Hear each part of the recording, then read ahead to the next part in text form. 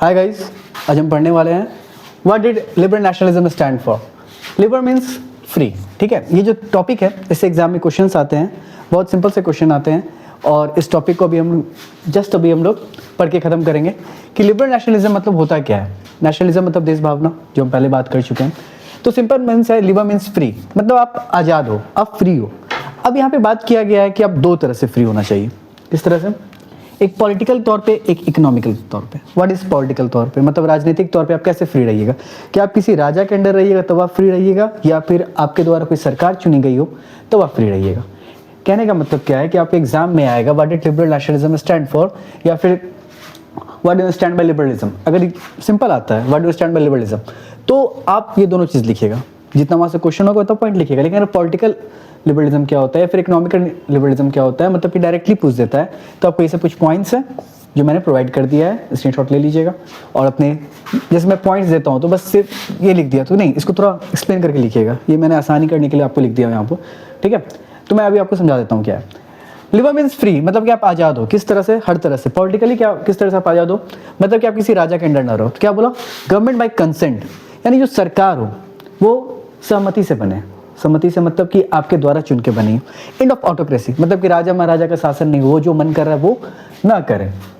Clerical privileges, ये क्या है? मतलब ये चर्च के जो लोग हैं उनका जो प्रिविलेज है, जो विशेष अधिकार है, वो सब चीज़ खत्म हो जाए। कॉन्स्टिट्यूशन हो, एक संविधान हो। ठीक है, पार्लियामेंट हो, मतलब कि जहाँ पे लॉ बनता हो। रूल ऑफ लॉ हो, रूल किसका होना चाहिए? लॉ का। रूल किसका? लॉ का होना चाहिए। ठीक है, तो ये सब चीज कहीं ना कहीं क्या है, पॉलिटिकल लिबरलिज्म का बात करता है। समझ में आया? ये 4-5 पॉइंट है। इक्वालिटी बिफोर द लॉ होना चाहिए। ठीक है, इक्वालिटी बिफोर द लॉ। और क्या होना चाहिए? राइट टू वोट होना चाहिए।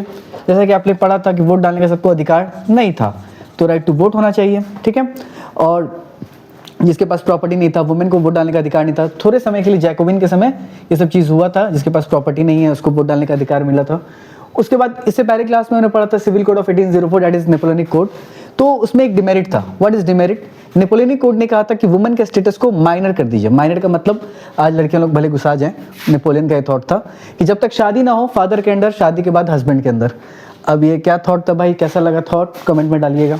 ठीक है, लड़कों लोग थोड़ा खुश हो जाएंगे क्या, हस्बैंड के अंदर। ठीक है, कहने का मतलब क्या था आगे, ये समझ में आ गया कि पॉलिटिकल लिबरलिज्म क्या था। ये 5 पॉइंट। ओके, अब बात करते हैं इकोनॉमिक लिबरलिज्म का। ये क्या है? मतलब कि इकोनॉमिक तौर पे आप कैसे आज़ाद होइएगा। क्या आपको मैंने कोई बिजनेस करने के लिए कहा और आप वही बिजनेस कर रहे हो, तो क्या आप आज़ाद हुए? जैसे कि मैंने पढ़ा था, नेपोलियन ने गिल्ड रिस्ट्रिक्शन खत्म कर दिया था। What is guild? गिल्ड क्या था कि व्यापारियों का समूह था जो बताता था कि आपको क्या बिजनेस करना है, आपको कितना रेट रखना है। फॉर एग्जांपल, किसी कॉमोडिटी को बनाने में आपको 10 रुपये खर्चा हुआ, तो आप चाहिए कम से कम एटलीस्ट 12 रुपीज़ में बेचे उस चीज़ को। बट वो गिल्ड बताता था कि नहीं यार, आपको 8 रुपये में बेचना है। तो कभी भी आप ना खुश रहिएगा उस चीज़ को लेके। तो नेपोलियन ने इस सिस्टम को हटा दिया था, गिल्ड को हटा दिया था।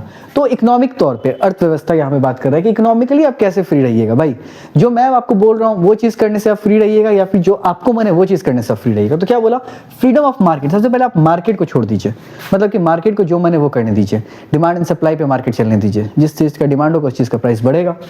Abolition of state impose restriction. State का मतलब यहाँ पे गवर्नमेंट, कंट्री का बात कर रहा है यहाँ पे, कि जो सरकार के द्वारा जो रिस्ट्रिक्शन लगाया गया है कि आपको ये नहीं बेचना, आपको ये बेचना है, आपको टैक्स लगाना है, ये लगाना है, ये सब चीज़ खत्म करो यार, मार्केट को फ्री करो। ठीक है, गिल्ड सिस्टम को रिमूव कर दो, जो मैंने पहले बात किया था कि व्यापारियों का जो समूह बना हुआ है काबिल, इसको हटाइए थोड़ा। ठीक है, इक्वल वेट एंड मेजर्स। अगर आपको पॉइंट भूल जाता है तो एक पॉइंट लिखना इक्वल वेट, एक पॉइंट लिखना इक्वल मेजर्स। मेरे साथ बने रहिएगा, मैं आपको बताऊंगा एग्जाम में मार्क्स कैसे लाना है। इक्वल वेट एंड मेजर्स ये क्या है? जैसे कि मैंने पहले बताया था कि जैसे फॉर एग्जांपल ये टेरिटरी है। अब ये टेरिटरी है, तो यहाँ से यहाँ गया सामान, इस पर टैक्स लग गया। यहाँ से यहाँ गया सामान, इसका अलग वेट हो गया। यहाँ से यहाँ गया सामान, इसका अलग मेजरमेंट हो गया। तो बहुत तरह का रिस्ट्रिक्शन लगा हुआ था। ठीक है, सबसे इंपॉर्टेंट तो ये वेट एंड मेजर का मैं बात कर रहा था। ठीक है, फॉर एग्जाम्पल अगर मैं यहाँ पे बात करता हूँ, छोटा सा जगह है कि यहाँ से यहाँ गया सामान, कोई चीज़ 1 किलो का, यहाँ पहुँचते यार वो चीज़ 5 किलो का होगा, यहाँ पहुँचते वो चीज़ आधा किलो का, और यहाँ पहुँचते 15 किलो का। अब यहाँ से फुफ्फा निकले कि भाई 1 किलो मिठाई लिया हूँ, वहाँ पहुँच के बोल रहे कि भाई 5 किलो मिठाई लेके आए। आगे जाके यार आधा किलो मिठाई लेके आए फुफ्फा जी।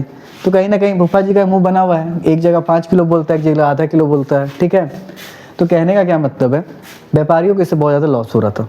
उनके दिमाग में बस एक ही टेंशन था, कब प्राइस फिक्स करना है, कब प्राइस फिक्स नहीं करना है, किस एरिया के लिए क्या प्राइस है। मेजरमेंट कोई चीज़ 1 मीटर यहाँ पे, कोई चीज़ कुछ मीटर वहाँ पहुँच जा रहा है। तो कहने का मतलब ये सब चीज़ बहुत कॉम्प्लिकेट कर दे रहा था किसी भी बिजनेसमैन को सर्वाइव करने के लिए। उसके बाद क्या बोला गया, एक बुक में एग्जाम्पल दिया हुआ है, एल एक मेजरमेंट को नापने का वो है, दायरा है कि हम्बर्ग टू न्यूरम्बर्ग कोई चीज़ जाता है तो डिफरेंट लेंथ बन जाता है, ठीक है। तो ये बुक में छोटा सा चीज़ आप उसको पढ़ लेना, वैसा कुछ खास नहीं है उसमें, बस एग्जाम्पल के लिए दिया हुआ है। उसके बाद क्या चीज़ है कि एक चीज़ बताया गया है, Zollverein. What is Zollverein? MCQ के लिए प्रूशिया ने इसको लेट किया था, प्रूशिया के द्वारा बनाया गया था। ये क्या था भाई? कस्टम यूनियन था। ये करेंसी को 30 से लाके 2 कर दिया। अब मान लो ये क्या है भाई? अब बोलोगे सर ये क्या बता रहे हो, कस्टम यूनियन है, ये चीज़ है, वो चीज़ है। मैं यहाँ पे लिख दूँ, ठीक है, मैं यहाँ बता देता हूँ कस्टम यूनियन क्या है। यहाँ पे मान के चलो ये एक रीज़न है, ठीक है। तो प्रूशिया ने क्या बोला कि यार हम लोग सब जर्मन लैंग्वेज बात कर रहे हैं, तो आपस में सब कोई जर्मन लैंग्वेज बात कर रहे हैं, तो यार जब हम लोग का सामान एक जगह से दूसरी जगह जाएगा ना अंदर का, तो हम लोग टैक्स नहीं लेंगे। हम लोग क्या करेंगे? टैक्स नहीं लेंगे। फॉर एग्जांपल जैसे कि बिहार, झारखंड, यूपी है, मान लो ये तीनों अपना कस्टम यूनियन बनाया कि भाई तीनों हिंदी बोलते हैं, तीनों आपस में अगर एक जगह से दूसरी जगह जाते हैं तो टैक्स नहीं लेंगे। तो वही प्रूशिया ने ये किया कि सब जर्मन बोल रहे हैं यार, हम लोग भाई भाई टैक्स नहीं लेंगे। और अगर कोई बाहर से, फॉर एग्जाम्पल कोई बाहर से हमें माल आ रहा है तो हम लोग एक जैसा टैक्स लेंगे, दैट इज कस्टम यूनियन। ये कस्टम यूनियन काम करता है। तो प्रूशिया के इनिशिएटिव पे क्या बनाया गया? कस्टम यूनियन का नाम क्या रखा गया? ज़ोल्वरीन रखा गया। एमसीक्यू के लिए 2 क्वेश्चन, ठीक है। एमसीक्यू के लिए बनता है कि ज़ोल्वरीन किसके द्वारा बना? प्रूशिया के द्वारा। किस ईयर में बना? 1834। ओके, कस्टम यूनियन का नाम क्या था? ज़ोल्वरीन। ये 2-3 क्वेश्चन बनता है, सिंपल सा है, ठीक है। बस यही चीज़ था कि अब भाई कहीं ना कहीं ये क्या किया, आगे मैं बताऊंगा कि जर्मनी को बनाने में भी हेल्प करता है, ठीक है। अभी आप कनेक्ट नहीं कर पाओगे, मैं आगे आपको कैसे बना जर्मनी बुक से ज़्यादा बताऊंगा, बहुत अच्छे से कहानी बताऊंगा, ठीक है। अभी बस इतना समझिए कि इकोनॉमिक लिबरलिज्म में 2-3 पॉइंट 4 पॉइंट बताता हूँ क्या क्या है। फ्रीडम ऑफ मार्केट, मार्केट को फ्री कर दीजिए। Abolition of state impose restriction, जो सरकार के द्वारा रिस्ट्रिक्शन लगाया गया उसको हटाइए। गिल्ड सिस्टम को हटा दीजिए। इक्वल वेट कीजिए कि हर जगह एक वजन हो, इक्वल मेजरमेंट कीजिए, सब जगह एक नाप हो। बस ये 4-5 पॉइंट, आपका लिबरलिज्म वाला टॉपिक खत्म होता है। अब एक छोटा सा चीज यहाँ पे लिखा हुआ था, बहुत अच्छा point, economic nationalism strengthen the wider nationalist sentiment. अब भाई ये कहीं ना कहीं इकोनॉमिक नेशनलिज्म जो चीज था वो कहीं ना कहीं क्या किया? वाइडर नेशनलिस्ट सेंटिमेंट को बढ़ा दिया। मतलब कि नेशनलिज्म जागा हुआ था, लेकिन पैसा से जुड़ने पे और ज्यादा यहाँ पे क्या करता है? जाग जाता है। अब कैसे नहीं जागेगा? फॉर एग्जाम्पल यहाँ पे कोई एरिया है, यहाँ पे भी वही वेट हो रहा है, यहाँ पे वही वेट हो रहा है, तो क्या यार ये कॉमननेस को नहीं लीड कर रहा है? कॉमन ही ना बना रहा है कि इक्वल वेट है यार, यहाँ भी वही चीज़, यहाँ भी वही चीज़ है, यहाँ भी वही मेजरमेंट है, यहाँ भी वही मेजरमेंट है। तो ये सब चीज़ कहीं ना कहीं नेशन को डेवलप करते हैं और नेशनलिज्म को प्रमोट करते हैं, ठीक है। तो एक बार लास्ट रिकॉल, ठीक है, मेरी तरफ से। पॉलिटिकल लिबरलिज्म, गवर्नमेंट को सहमति से बने सबकी, ऑटोक्रेसी मनमानी खत्म हो जाए, सब प्रिविलेज खत्म हो जाए जो चर्च के लोगों का है, एक संविधान हो, पार्लियामेंट हो, इक्वालिटी बिफोर द लॉ हो, राइट टू वोट हो। 6-7 पॉइंट मैंने बता दिया। इकोनॉमिक मार्केट फ्री कर दीजिए, रिस्ट्रिक्शन हटा दीजिए, गिल्ड सिस्टम को हटा दीजिए, इक्वल वेट कर दीजिए, इक्वल मेजरमेंट कर दीजिए। ज़ोल्वरीन क्या है? प्रूशिया के द्वारा बनाया हुआ कस्टम यूनियन है। 30 से करेंसी 2 पे लाके खड़ा कर दिया। टैरिफ बैरियर को हटा दिया, वही था टैरिफ बैरियर जो टैक्स लगता था, ठीक है। नेपोलियनिक कोड के एक डिमेरिट क्या बताया था कि अगर आपके एग्जाम में आता है कि लोग नेपोलियन से खुश हुए थे, जो पिछले बार बताया था, उसके बाद नाखुश हो गए थे। क्यों? क्योंकि उन्होंने टैक्स को बढ़ा दिया था, टैक्सेशन को इंक्रीज कर दिया था, सेंसरशिप लगा दिया था। सेंसरशिप क्या होता है? जैसे आप यूट्यूब पे बोलते हैं गाली आता है तो बीप हो जाता है, दैट इज सेंसरशिप। तो ये कर दिया गया कि आपको क्या बोलना है क्या नहीं बोलना है। एंड लास्ट, फ्रांस के आर्मी में जबरदस्ती भर्ती कराया जाता है। और मान लो आपका किस्मत खराब है, 4 पॉइंट आ गया, तो चौथा पॉइंट यही लिखना है आपको, क्या कि वुमेन का स्टेटस माइनर कर दिया जब तक शादी ना हो। किसके अंडर? हस्बैंड के नहीं, फादर के अंडर, शादी के बाद हस्बैंड के अंदर। आगे जो टॉपिक है वो नेक्स्ट लेक्चर में प्रोवाइड कर दूंगा, पीडीएफ मैं प्रोवाइड कर दूंगा। अभी टेलीग्राम का चैनल लिंक बंद है और मेरा इंस्टाग्राम अकाउंट सब कुछ चैनल पे है। Thank you.